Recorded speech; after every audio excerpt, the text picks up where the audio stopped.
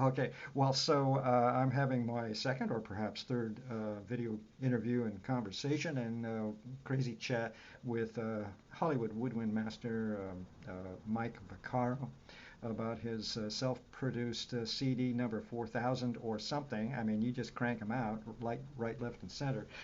This one is called Almost Alone, and we're going to talk about it. Music for solo clarinet and alto saxophone. Primarily, the music is the music of John Scott, and we're going to speak about John Scott. And then there are two wonderful pieces, one by Jack Cooper, and I've really come to like Nick DeGregorio's piece for Right. clarinet and piano. So there are two big pieces on this, two big, yeah, pieces with many movements to each of them. I guess that's one way of putting it together by John Scott, Pentatonia uh, and Alpine Suite, and they are. We'll talk about them.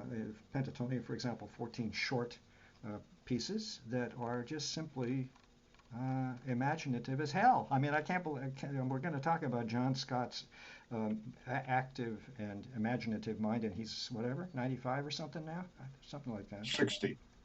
Oh yeah, that's right. He insists on 60.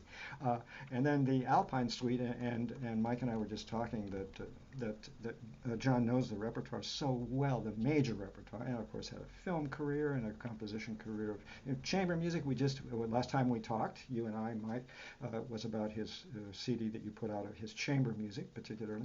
Anyway, Alpine Symphony clearly has to, in some subconscious way, if nothing else, remind us of Richard Strauss Alpine Symphony. Not that they're going to be bed pals or anything, but surely we're talking about a guy who's a serious composer and is a thinking man's composer. Let's get started. Have we made clear, Mike Vaccaro, have been playing woodwinds of all sorts, and I think when I first met you, the list was so long I couldn't believe it. I can see, I'm at one time a clarinet, a sax player, a little flute, but bassoon? No. No, I don't play Oh, bassoon, you but didn't? Okay, I I thought you do play did. oboe. But oboe, And I should say I did play oboe till I quit working full time. okay. And there's just too many instruments to keep up in the air. And you know, I expect a certain amount of like when I do these CDs, I expect them to be pretty good. you know. And it just if you have one more instrument, especially a double reed instrument, I mean, the greatest thing about the oboe for me was learning how to work on reeds because now a single reed is so easy to work on. By You know, comparison. after double reeds, it's like, and I was a pretty good double reed maker too.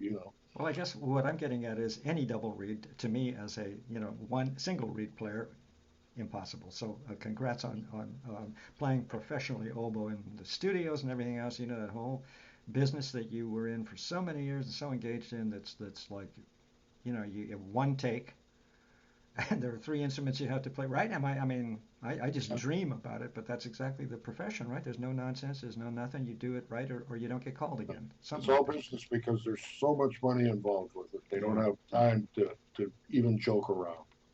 And You let's know. talk just, I want to mention that you also, now in your glorious retirement, producing CDs and keeping up your chops. We're going to talk about that a little bit on this CD, but also your own mouthpiece that you market. Yeah? So Fill I me. think that's a pretty important issue that you brought up is about how I keep playing. I believe that if you're a musician, that you're required to practice 1 minute a day. Now that doesn't sound like much, but it's a hard thing to do because you have to get rid of everything that's bothering you, everything that's good. You got to let everything go and you got to be alone with your instrument. Now, if you're interested, that 1 minute turns into an hour or 2 hours or 3 hours. If you're not, in a few months, that, you better sell the horn. Because it's just going to sit there because you're not It, really not going to practice it. You it's got not. to get it out of the case.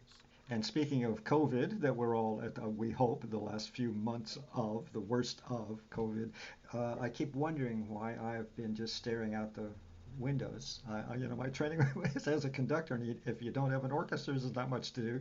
And also, what I guess when I'm all kidding aside, what I really envy is musicians can still I'm kind of the intellect now. I don't play an instrument anymore, but musicians can get away from it a You lot know of what the time. great thing about COVID for me, and there's no great thing about COVID, don't get me wrong, is that I got back to basic things that I learned many, many years ago that I had let go, like technical things, my Mm. fingers, how my fingers worked, they were getting a little sloppy, and, Mm. and it was so nice to have this time to reacquaint myself with the basics of playing. I don't know if you know who Hilary Hahn is. Oh Well, yeah, I'm sure. of Yeah, course I do. well, he's three-time Grammy Award winner. She has a little video that she does every day on LinkedIn for 100 days of her practicing, Mm. and it sounds terrible, and I think it's so beautiful because she's like the rest of us. The way we learn is we start slow Mm. and we learn it and we go faster. I don't know any other way to do it unless you're a genius, you Yeah. know. And she's showing us that she's human, and she's also showing us one of the things I believe is that a teacher should always practice for their students because we set ourselves up as the monolith, right? And like we're always telling, well, we're doing this, do that, but let them watch you learn a piece you don't know, and they'll immediately know how to practice. Oh, that was brilliant. That was brilliant. And I guess the real bottom line is it ain't easy. None of this is easy. No, it's not. Nothing No, is easy. it, You have to it, master what you're doing. I don't like to use the word easy or hard. I like to use the word time consuming. To be good is time consuming, and you have to be willing to set the time aside because it's yeah, it's hard. Yeah, it's hard. It is, you know. But not if you do it one step at a time, and you don't expect more of yourself than you are. Thank you. Well, now I feel really good and miserable. I need to start taking one step at a time because, again, like so many others, have been kind of in shock. I mean, I never realized it at the time. I thought I was going to get tons of reviews caught up on, all kind of, all alone, nothing to do but get caught up, and instead, the world was falling apart around me. Enough of this. Let's get going here. And speaking about John Scott, let's get back to John Scott because again we have two big pieces: Pentatonia, excuse me, and Alpine Suite. Let's just look at John Scott a little bit. Yeah, you and I have talked a couple times about how you met him, but let's, if you don't mind, let's review the whole thing so people can get an idea of how John Scott came into your life. And there's something very important also about his coming to America. Yeah, well, of course, John has homes in France and Los Angeles and in his home country of England. But I came to him as an alto sax soloist on one of his movies. I don't remember whether it's Tarzan or I don't remember what movie it was. But he liked my playing, and we liked each other, and so we started having lunches together. I'd drive up to Hollywood, and we go to Felix and have mussels and French fries and white wine. And we both have weaknesses, and we became dear friends. I mean, and one of the joys of my life is to be able to champion somebody's music. I mean, he just keeps writing for me, man, and it's a joy to play it. And every time I play it, I learn something. I get better because the music's always difficult. And that's not a negative. That's the music is what he hears, and it's my Mhm. job to learn how to play it. Yeah, and in a way, he's keeping you in your chops.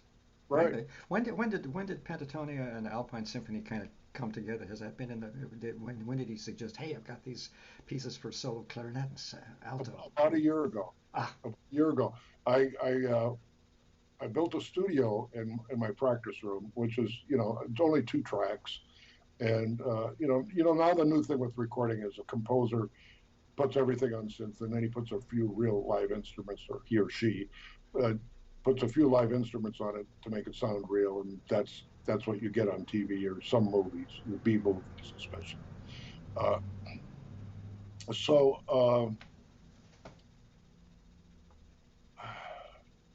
I got a little bit lost there. Uh, It's been a long 2 days. You yeah. man really. Let's see, Uh, where were we? Well, it's so about. anyways, it's been great to be a champion of his music, and that's I mean, what greater thing to have, like Mozart wrote for certain people. like, wow, he's my Mozart.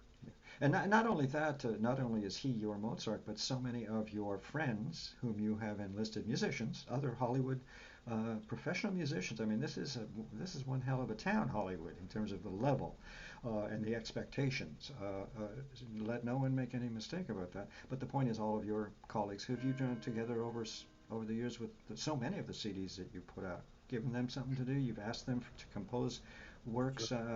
It's a beautiful legacy that you're leaving for all of us when that time comes.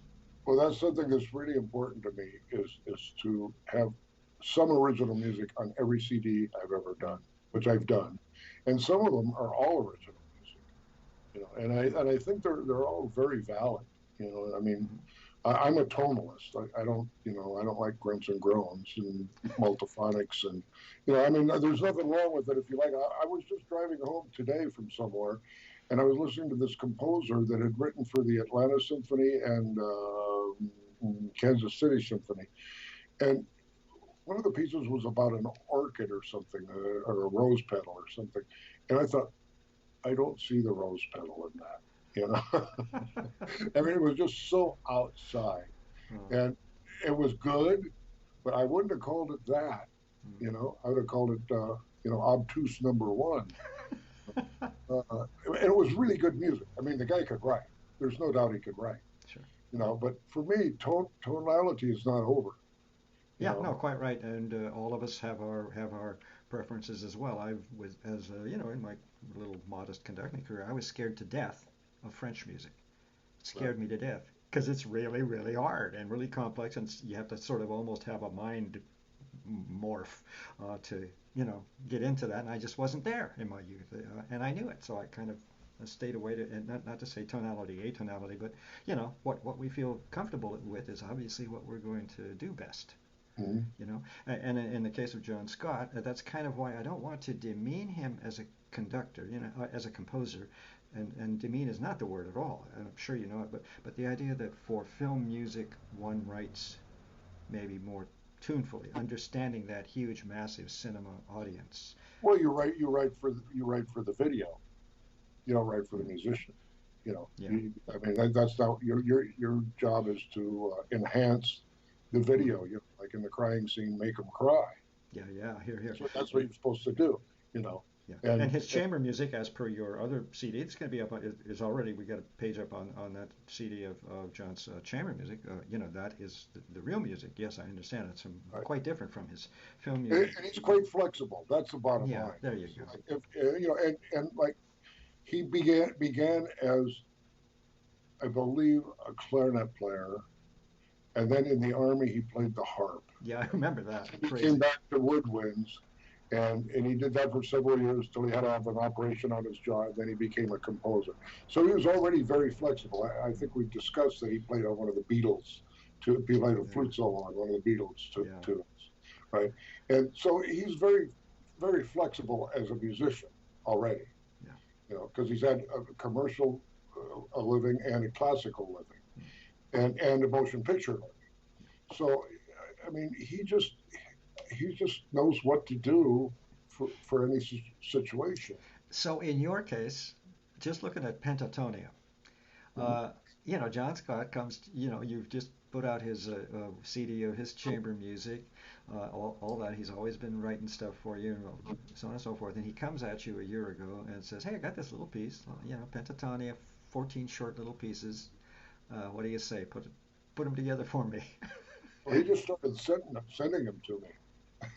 And when you open to the We never packet, discussed it. He just started sending them because to. these are, I think you've mentioned that in earlier conversations, these are 14 absolutely distinctly charming, wonderful, and not easy solo clarinet pieces. I would, yeah. Well, they're not easy. Some are easy, some are not. But I would I would challenge anybody to listen to it and say, oh well, that's just a pentatonic scale. You can't do it. Yeah, yeah. It's so artistically done Mm, that it doesn't sound like a pentatonic scale. It just sounds like music, yeah. The craft, the craft. right? And the way he does that is the way he takes tonality to the edge. He takes Otherwise, it. you wouldn't ever speak to him again. I'm quite clear Oh, about that. I love the guy. You know. Okay, But yeah, so just so everybody can get an idea, and I've now listened to Pentatonia, I guess 3 times because we've had little glitches and stuff, and the days go by. And so they are like 2 minutes, 3 minutes. They're little bonbons. And I'm just trying to, from the point of view of a professional clarinetist, these are little inserts or something. They're little somethings and little they're gems. beautiful They're little gems. gems. Yeah, yeah. Yeah. So there is a place. And Pentatonia, I'm not sure quite how long it is. We're one to play it as a one piece, but Yeah. they're also entertaining. Really, they are, and so completely unique. That's what I mean. Just this active, vital mind, full of imagination, full of tunefulness, if you will, without putting anything down about that. Uh, that's the great joy. But at what point are you going to have to say to John? And I'm thinking now of Alpine Suite, which is really much more than it. Excuse me, much more than it may seem somehow. I don't know. It's pretty. It's It's big. very rangy on the saxophone. It goes to low B, which is the second to the lowest note, to high F, which is the quote unquote How about so, uh, stratosphere? but yeah, it's the published range of the saxophone. We know that everybody plays an octave above that now because we're all better than that, you know. But I mean, it's the published range of the saxophone, so it takes the whole range of the saxophone, and it's really, I mean, is he wants you to play soft on low B sometimes, Hmm. you know. And you are. It sounds to me like kind of a master still, and I would say it's a huge indicator of the chops of those long diminuendos. Right. I just love it. And I keep thinking, when will it fail? It doesn't. So, congratulations. That, Just well, keeping the that's chops up. funny. That's funny you said that because last night I was listening to Leonard Bernstein, the 2.5 hour thing of him recording the record of West Side Story, Hmm. and Carrie Takanawa was singing the soprano part, and she had a thing where she just tapered the note. And I thought, how is she doing that? And it just stayed, and just like right at the end when she was going to fall down, she just stopped. She just knew exactly when to stop. You know, and I thought, wow, that was good. You know, I've seen some of that. I think I've seen some of putting the record of West Side Story together. But a couple of days ago on Facebook, I saw a disastrous moment in the recording of West Side Story, or certainly one of the recordings. that's the Jose Carreras thing, right? Yeah, that's unfortunate. You know, It really is. But the point is, it scared the bejesus out of me because when a genius is not in a good mood, the whole building collapses around you. And I felt so and sorry for him as well. that's the thing about film scores. Sorry, I had a loud truck go by. That's the thing about film scores. That's the thing about film scoring is money's on the line. Yeah, So you got to get a yeah, yeah, bunch of really good players, and they got to do it the first or second time. You know, whether they're scared or not. I don't care if it's yeah. Leonard Bernstein or Charlie McCarthy. You know, I mean, I don't care who it is. Ah. You got to do it. You know. So that's the my 2 cents on that business. You know. And I've just been looking through the questions. We pretty well covered a couple of them. Let's see here. Let me just go down here. Uh, oh, you mentioned that you're putting these out. By the way, I want to make everybody know it's such a wonderful, your little personal ADC recordings, Anima del Core. It's just it's a magnificent idea, the concept. So, but you're doing this, and I guess tell us this story a little bit because everybody's getting into it about when a year, 2 years ago, when you finally said, okay, somebody teach me how to do this, buy the equipment, make the Oh, studio. it's actually only been about a year. I mean, when I did Almost Alone, that was when I learned how to record, and That's what I want to hear about for everybody. and especially John's pieces, the first 5 or 6 pieces, I had to record 3 or 4 times because I would record and it wouldn't sound right, Hmm. and I think, what's wrong with that? And then I realized that there was a clock in the room that was going tick, tick, tick. So I took the battery out of the clock. Okay, I did it again, and I heard, well, I live about a mile from a freeway. With some guy, in a motorcycle with no muffler on. yeah. So, like, all of a sudden, I'm thinking, okay, oh, also, I live under an airport. Oh. So, I've got guys doing touch and goes till about 9 o'clock at night, right? So, I'm thinking, okay, the plane's over here, it's just fading out. I've got 45 seconds, you know? And so that's how I learned how to record. Plus, of all the little, there's little dots up at the top, and you're supposed to know what every dot does. And my teachers, I got a teacher to learn this, Tom Zink, who does most of my recording, and he taught me about all this stuff. But he gave me one lesson, and we videotaped it. And you don't remember it all, so you get through the whole thing, and you remember, oh, I forgot to do that. Mm-hmm. So the first 5 or 6 I had to do over again. Yeah. But the learning curve was worth it because at least I own recording myself. I think till I forget. And not only that, speaking of recording levels and whatnot, I want everybody to know I'm a musician. I'm not a sound technician or an acoustician, but of course we all in our profession know these things. But what I love, especially about Pentatonia, about however it was that you decided you wanted to set things up, and maybe some of those 14 little pieces you did differently. I'm trying to remember actually. But what I love is hearing the intimacy of the mechanism of the human body making the instrument speak. Do you know what I'm saying? Where the microphone is close, not obnoxiously close, but close enough that it becomes organic. I think as musicians, we all, when we play a piece of music, we have to decide what the composer wrote and what we want it to be. And then there's I don't want to say a fight, but there's a point in between the two that the performer comes to that says, okay, this feels comfortable to me. This is what he wanted, and this is how I'd like to do it. So beautifully put. And a couple of things, like when I would do one of these, I would always send it to John, and he'd make a comment about it. And a couple of them he really didn't like, and I just did them over till he liked them. And that's the other beauty. Forget the studio that where the clock is ticking indeed on time and money. Yeah, and so on. And just the adventure. Also, your colleague Zink, who helped you buy equipment, I presume, and he gave you advice on what to use and how to use it and all that good stuff. Exactly. He gave me the greatest equipment. Everything is ribbon microphones and ribbon speakers, and just a very natural sound for woodwind instruments. Mm-hmm. Now, I think if I was a violin player, he might have suggested something else. Huh. But for what I do, it was perfect. I mean, and he's got, like 40 years of experience doing this. So yeah, and again, the amazing thing about living in Hollywood, and being a professional in Long Beach.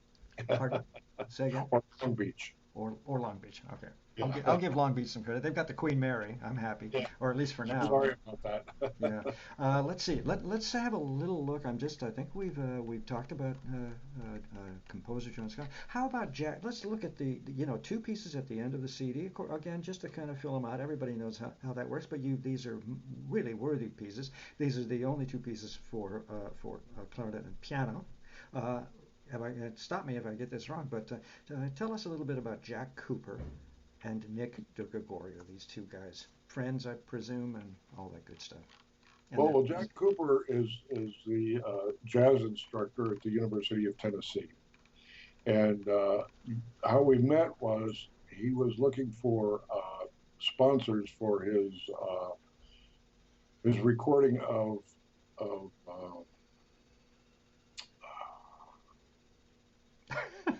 That's hilarious. Sorry. Oh, the guy the guy that was an insurance salesman. Dum dum dum dum dum dum. That's the only thing I can think of. I'm going to turn on a light. He was an East Coast insurance salesman and composer. Yeah. He had a very famous arrangement. Oh. Of course, Charles Ives. Charles Ives, right. There we go. So he had this whole album of Charles Ives that he did for big band. and he was looking for sponsors. So I sent him some money, because I thought, well, that sounds pretty cool to me, you know. And it was a very good CD. He sent me a Hmm. nice CD, with a little inscription and all that. Yeah. And he's also a woodwind doubler, a very good jazz player, and so that's how we met. And I, like every composer I meet, I say, well, why don't you write something for me, And, I think I started in college, like the guy that really wasn't a composer yet, say, well, what can you write for me, And a couple of them were really good. I wish I still had the music and I could record them. So Uh, it's a bad habit. it's a good habit. Okay, I thought I'd get you on that one. Damn. By the way, the piece of Jack Cooper's is, I hope I'm pronouncing my umlauts right, Rödersheimer Weiss, Yes, loosely white wine. yes. He lives in It's he Italian lives wine. in Berlin half the time, Uh-huh. and I think he has a job with a university in Berlin and the job at Tennessee. And Nice. so we became friends, and he wrote this piece for me actually about a year and a half ago. I, and I was thinking about putting it on the chamber music of John Scott, the Hmm. first CD I did of Hmm. John's, of all John's music, not all John's music, and there just wasn't enough room for it. I mean, I just thought it was, if there was physically enough room, but I thought if I put it on, it would be stretching to the listener. So I kept it. And then when this came along, I thought, well, it's perfect. Yeah. And by the way, things happen when they're supposed to happen. I believe this firmly. Yeah, boy, it takes a long time to learn that. But just kind of going with the flow. And here's was you just gave us a perfect anecdote. And I remember the chamber music CD. Again, it's up there at Performing Arts Review, as well as this interview and the new CD of clarinet and alto saxophone music. But help! Now I just lost my train of thought. We're gonna have to take naps before we do our interviews, apparently. Uh, but anyway, enough of that. I've completely forgotten what I was up to. But we again, let me pull back to my notes Well, you here. helped me, but I can't help you. So, Yeah, well, see, I couldn't help you either when you were having your quiet moments. Let's see if there's anything else, because I want to look at a couple little moments, because I have an idea about something. oh, Let yeah, me, I'd like to say something about sure. Nick De Gregorio's piece. Oh yeah, Uh, please. Yes, that's where we that, were that anyway. was actually a tune from a musical he wrote. He, Ah, he's a very theatrical person. Like he's been piano player and a music director for a long time, and he does all the shows on some cruise line. I don't know what they are. He creates the shows, does the music, mm, pulls all the talent together, and all that. But he also writes musicals. He's written 4 or 5 musicals, and they're all great. And this song is from one of his musicals, and he just made it for a clarinet piece. it's just a beauty. It's just a beautiful meditation for Yeah, clarinet and piano. It's about 3 minutes, I think, right. long. It's a wonderful musical narrative. That's kind of why I liked it. It just had a beautiful sense of narrative to it, and changing moods, and then this beautiful quiet ending again about chops. It's just amazing. And I Well, suppose, I was a little disappointed because it was slightly out of tune, and I don't know. We hadn't tuned the piano, or whether it was me, or what it was, but it just needed to be on the CD. see, now you should have kept your mouth shut, because I didn't notice that. I'm just I'm supposed glad, to be the I'm glad critic. you did, because Oh, I did. good. Well, You yeah, know, I, you know, since we're on that I, subject, just for a second, what is, and it's so obvious, and I remember as a clarinetist, of course, the higher register is going to be hard to keep the chops up on. And really, this is fabulous, but the only one or two little moments was where I thought the intonation failed a tiny. We're yeah. talking middle and then a hemi, semi, Well, hemiquavers, but it's the high register, of course, because that's the hardest to tiny maintain. counts. Pardon? Tiny counts. Tiny counts, yeah, exactly. But just it's actually a side-winding compliment, because your chops are in great shape, Oh, so they are. it's quite astonishing. I think really. Well, practice every day. Well, so we've discussed Gregorio's meditation, really lovely. I listened to that again today, and Jack Cooper's piece, Rutscheier Weiss. Rich Eierweiss. Anyway, but now let me just, we're going to wind this down, I think. We're almost at about 30 minutes, but I have some fun stuff. I want to show John's kind of fun mood. In other words, he's a playful, jolly, as are all the English. They just are, they can't help themselves. Uh, I'm looking at the Alpine Suite, Steep Slalom. Just an Yeah. example as a title, that little movement, it's fast and busy, and boy, is it hard. Do you remember You that know what one? I call that? You know what I call that? I call that going down a windy mountain road with ice on it as fast as you can. Well, that's what it sounded like. I have my little note that says this one's a technique piece. Lots of changes, lots of Yeah. fast stuff. Yeah, Oh, but still yeah. kind of fun. Steep slalom. I can just see him. Frankly, I can see him in his little dark studio by candlelight, going, "Now, how can I really throw one at Mike? Oh, okay, steep slalom, something like that." Um, the these titles, yodeling songs, really quite marvelous. The Dark Cave. I'm still in the Alpine Suite. Clear Water Stream. He's allowed his imagination to match with nature Well, and all the that. Dark Cave, was an interesting piece because Hmm. he said, Mike, see what you can do about making it feel like it's really in a cave. Well, we put a little more reverb on it. So Yeah, well, and actually, I have several, dots after the Dark Cave, as in I was meaning to chat about it. I found it quite interesting, kind of lamentish. It's full of rich writing for tenors. Oh, I thought it was tenor, but it's alto, isn't it? that's alto. Yeah, Everything's but alto. the low register, Yeah, again, yeah, chops, chops, and more chops. yeah. Congratulations, congratulations. He, Interesting. assume, he assumes you know the whole range of your instrument and you can do anything with any range. He That's just what I assumes. assume he assumes. Yeah. Yeah. But He's listened to all these great orchestras, and he's written for all these great orchestras. So he walks in and he knows that these are great players, and they're going to do it. And that's that. When are you going to send in your resignation notice? Another 2, 3, 4 years, maybe? Right there. Okay, that makes sense. Yeah, We'll unless they fire me first, of course. and he's only 60, so he's got half a lifetime ahead of him. Actually, everybody he's in his 90s, and a more charming, wonderful human being ever. Just a great pleasure when we three talked about his chamber music CD after turning the world upside down trying just to get the connections to work. It's crazy. But now I want to look at Pentatonia for a minute because I have this little thing. Well, Happy Waltz in Pentatonia. You remember that one? No, Happy Waltz. no. Well, I've got again these stars in front of it, and I listened to it again today. It's just some nice harmonic movement exercise in that we know that he knows what he's doing, and it's just a charming, happy waltz. That's kind of what I'm getting at. He minces no words. And the other one that is very telling, I think. Hang on, tempo di cowpoke Yeah. in Pentatonia. That's what everybody notices. Now, I only did 200 pressings of this CD because people don't buy CDs anymore. And by the way, I'll give myself a little advertisement. Everybody can go to Mike Vaccaro 2 at bandcamp.com. No, Mike Vaccaro 2 Oh, you blew it. bandcamp.com. And I'll put all that up, by the All way. my recordings, including this, because there's not going to be any physical CDs available of this anymore. Yeah. Okay, I'll get you. Within a week or two. Uh, That's right. but what I wanted to say about the Pentatonia was each one had its own personality, and that's what I had to figure out.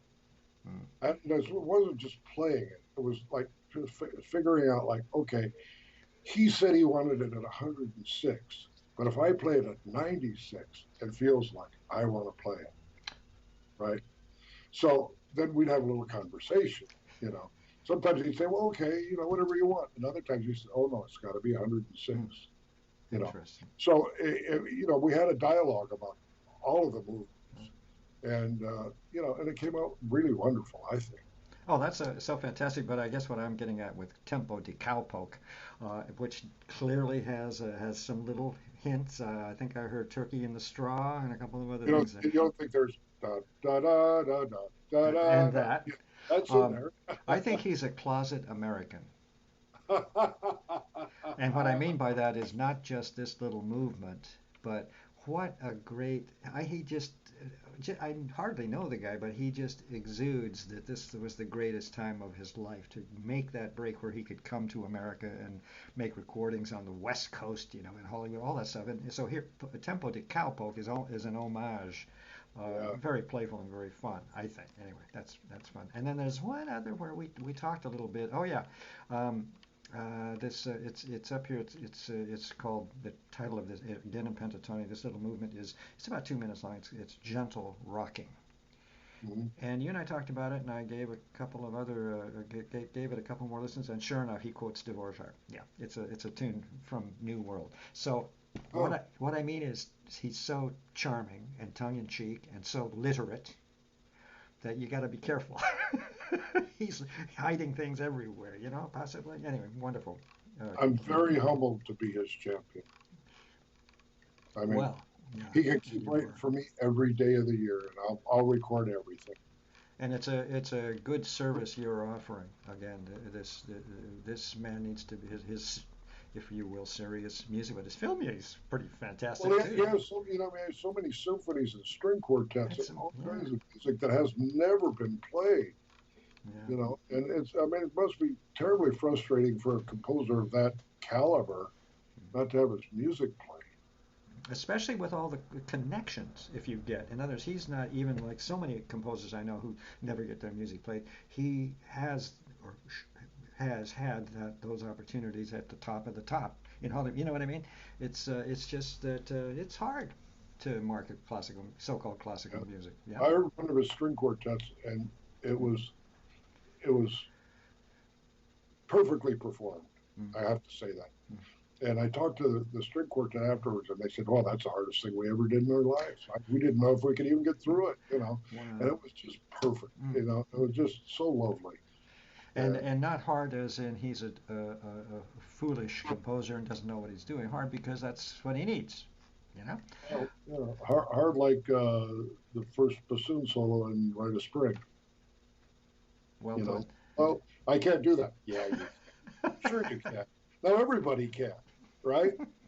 If you can't play that, you don't get the job. I love composers like that, yeah. And also, by the way, composers, we'll run it down here, but I remember an incident with an American composer here in the Santa Barbara area, John Biggs. And I remember it distinctly. It was a moment where he had just finished a violin concerto for chamber orchestra and violin, and the violin soloist was wonderful, and she was former concertmaster of the St. Louis Symphony and so on, and another local, wonderful, wonderful woman, and she insisted that she could not play this thing.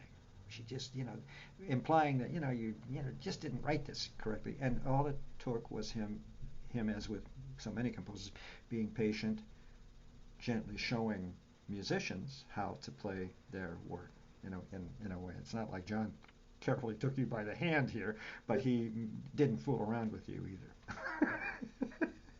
What do we need to talk about? Before I do the little wind down, anything I've forgotten? Well, I thank you for giving me the little vig on the mouthpieces. I do make clarinet and saxophone mouthpieces, and I'm glad I got to say that all my tunes are on Bandcamp, Yeah. which takes the heat off me from having to go Oh, to that closet over there and yeah. send something out to somebody. Everything is changing in that regard. It's really pretty crazy. It's all changing. It's all going to Yeah, be. People aren't going to produce after these this things anymore. pandemic, I'll be very interested to see where the music business Yeah, goes. yeah. I think the artistic business will do well. I'm wondering if the commercial business will go somewhere else. Hmm. Hmm. Well, You know, we'll find out. see. Uh, uh, uh, uh, where am I? Where am I? Mike Vaccaro. Sorry, Mike Vaccaro. We've just been talking about one of your good friends, composer John Scott. Your latest CD, Almost Alone, meaning you put the whole thing almost together all by yourself, right? Yeah, exactly. Yeah. Almost, Uh, except for a whole lot of help. well, okay. But music for solo clarinet and solo alto saxophone, and then two pieces for clarinet and piano by Jack Cooper, one by Jack Cooper, one by Nick DeGregorio. It's just a wonderful little CD. Again, you're doing this good service for John Scott, and and again, I marvel at the chops. We've talked this to death maybe, but the point is the chops. It's all about the chops. It's all about intonation. It's all about being there, keeping on point, if you will, and the CD is there for sure. So, well, thanks very much. And what, do we have to talk again in about a year when you put out something else? Oh, it won't be that long. Oh, okay. I'm trying for 2 a year now. Yeah, I see. You got to keep working hard. Oh, okay, okay. Quit reminding me. So I'll send you a new one. Anyway, Mike Vaccaro, thanks very much. Fun as Thank you. always. See you. My pleasure.